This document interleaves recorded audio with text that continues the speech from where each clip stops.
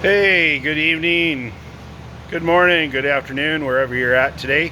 It's evening here. Tim Mix from Mix Aircraft Solutions. Um, I decided I was going to do a filter inspection, and then I thought, oh, hey, maybe I ought to do this because I get a lot of questions about that, how to go through the filter. And I'll show you how I was taught to do it, and it's pretty thorough, the way we do it. Some guys just kind of peel apart the pleats and look inside, toss a magnet over it, and it doesn't really do much. But I'm going to show you the way I was taught to do it, and I don't have a stand or anything here, so I'm just going to flip the phone around or just kind of set it like this, and then we'll show you how I do. So anyway, here is the filter. I've cut it out of the canister after taking it off the airplane, and I let it sit and drain for a few minutes to get most of the oil out of the pleats. Well, you can sit here and you can go through each pleat like this and look inside, but it's still kind of soggy in there. There's plenty of moisture with the oil, you can't really see. So I just use a regular box knife. This is a Husky knife with a razor in it, and it's the perfect length that you can go down. I start where the metal piece is here, where they crimp them together. I start on the side of it right here, and I just plunge it in, and I go through and I cut all the way down to the center.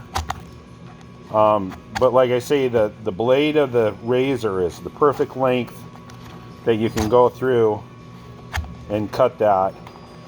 And I use a piece of plexiglass, whatever surface I'm on, and I have that plexiglass that I clean, and I'm laying it down on the piece, like right here, this piece right here. And then after you cut all the way around, I do it the same thing on the other side. I mean, you want to be careful not to cut yourself because the razor is sharp and it can slip.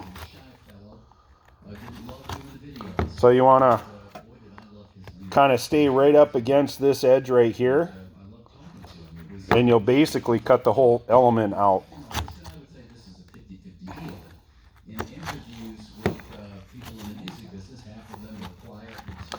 And if you have a real sharp brand new blade, it cuts through pretty good, but it usually waxes the blade out after you make the second cut.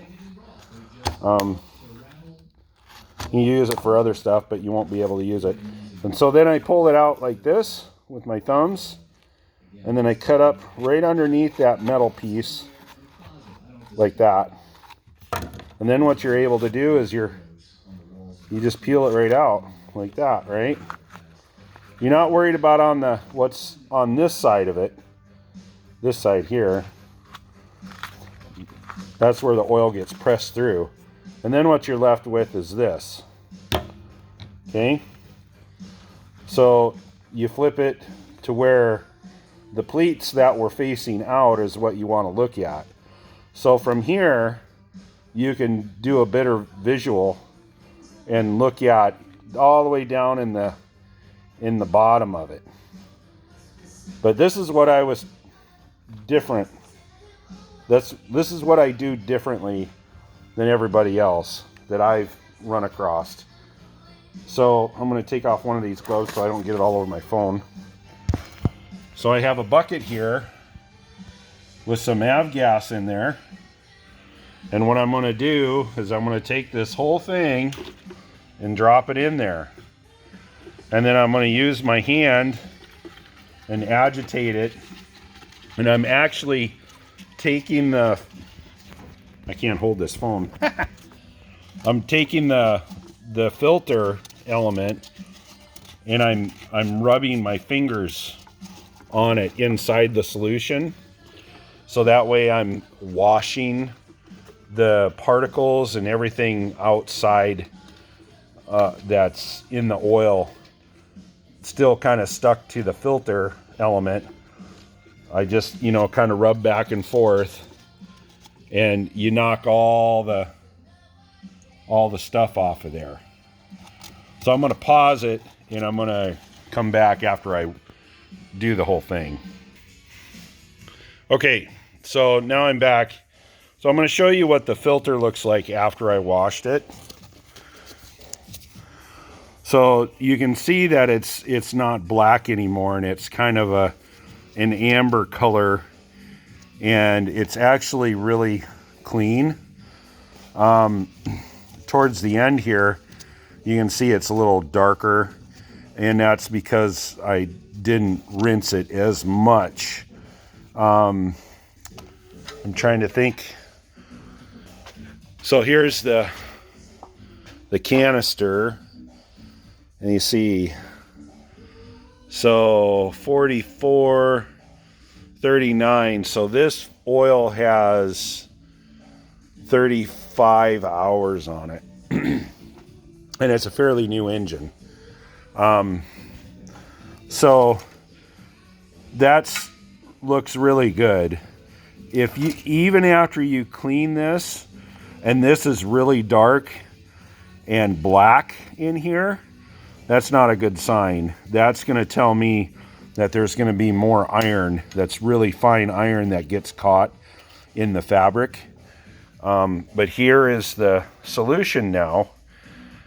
And I usually do it in a white bucket, a white paint bucket, just for the fact that it's easier to see any of the particulate at the bottom. And so what I'm going to do now is I have my magnet here. You make sure you clean it up really good. Make sure it's nice and clean. Yeah, it's not focused. There we go. I wipe it off, make sure that there's no debris on it at all. And of course, you don't want to have any debris inside the bucket at all when you're doing this.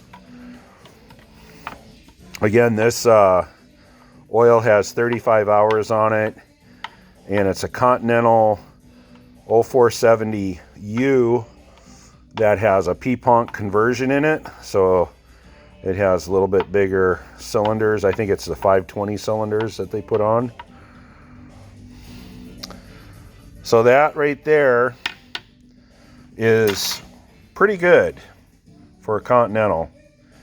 It's not the best, but it has very little hours on it. There's, I think, less than 100 hours on the engine, so it's still breaking in a little bit. But you can see it's really super fine. And it looks like there's more than there really is, but it's just really super fine. And this stuff here, it's really fine material. So if I wash that back off and then stick my magnet back in there, and if you were to do this as little time as I did and pull it out and there was a lot more on there, that's bad. That's going to be showing you that your cam is going out. But see, we got about the same amount, and it's really super fine stuff. So that tells me that it's breaking in still, and it looks really good. So if you have that on a low time fresh rebuild, don't get worried about it too much. And the biggest thing though is see how those pleats are nice and brown. That's what you want to see. If these were all black still, that would be bad. So we're going to walk over here, and I got I got my flashlight. So we're going to go in here and we're going to look at the glitter that's in the solution. And that's going to be the non-ferrous metal, the brass and aluminum and stuff that's suspended in the oil. But I really don't see a whole lot. I mean, there is some, and it's normal looking stuff. I don't see any huge pieces. Okay, so now let's go over to where my oil bucket is. And this is going to be a little harder to show you what I do. All right, let's pause it here for a second. Okay, so what I'm going to do, I turned the music down and I brought the bucket over here. So I have my solution, right? So what I'm going to do is I'm going to take some paper towel. I prefer white because that collects, and if there's any dark pieces, or it kind of helps the silver stuff come out too. So what I do is I put it around here and just real lightly. You don't want to split the paper towel. And then I kind of swish it. Just make sure everything is in suspension. And then I'm going to pour it out just real gently.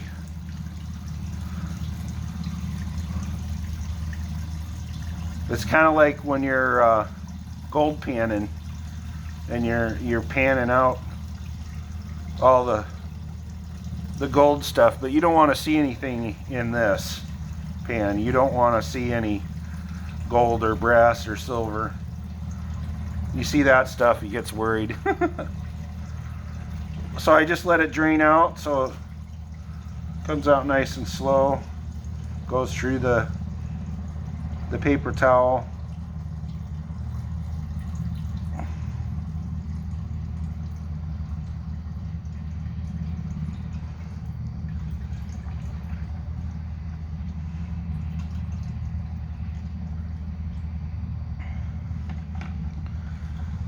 Okay, and then what you're going to look at, we'll put the bucket right here. Then you're going to take, and there's going to be a bunch of filter stuff in there from cutting the filter. You want to try to pull that out without taking any of the metal, if there is any.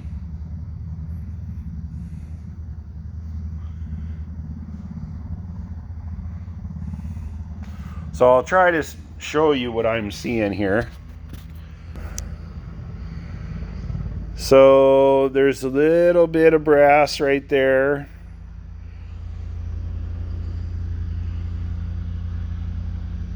The dark stuff that you see is going to be carbon. And there's little tiny pieces of aluminum. Again, this is a very fresh engine overhaul. So stuff like that is going to be normal. That's probably the biggest piece right there in the center. That's not huge. It doesn't worry me too much. So it looks pretty good. And then the rest of it, you know, you can see the filter, the media, that brown stuff there. There's a couple little flakes of aluminum. The dark stuff is going to be carbon. Otherwise, that would have been picked up with the magnet. And then on the other side, we're going to look inside here in the bucket. And again, it's really super fine stuff. And most of that black you're seeing is carbon. And then there's up on there. So all really fines. For 35 hours, that's really good. I wouldn't get excited about anything here. So anyway, that's the way I was taught to do it.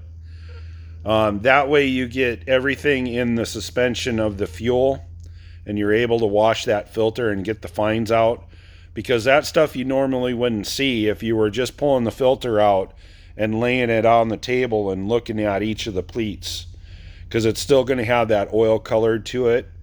And the brass that we've seen, we might catch some of that, but not as much as we did, you know, looking on the paper towel.